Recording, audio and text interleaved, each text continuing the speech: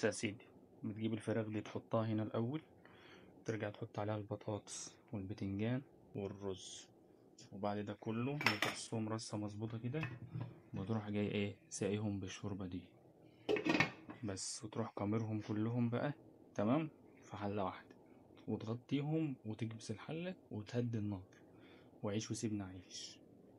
فهمت؟ هيخد. ده الشكل النهائي. الفراخ تحت اهي. بعد كده بترص بقى طبقة البطاطس والبتنجان، وبعدين تروح نازل عليهم بالرز، وبعد كده تروح ساقي الشوربة زي ما قلتلك، اكمر وعيش. بسم الله بقى. بسم الله الرحمن الرحيم. بسم الله الرحمن الرحيم.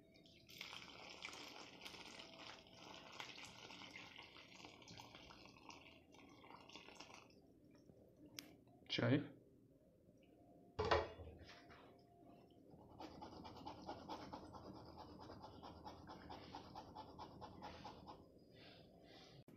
ودي بقى الحلة الضغط بتاعتي. شوف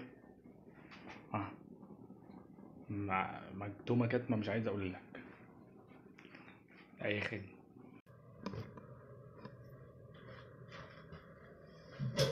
شوف بقى يا معلم، شوف. صلى على النبي. بسم الله.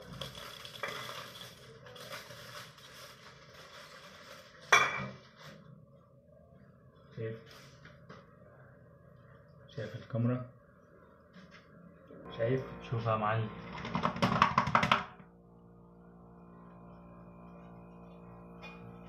بسم الله.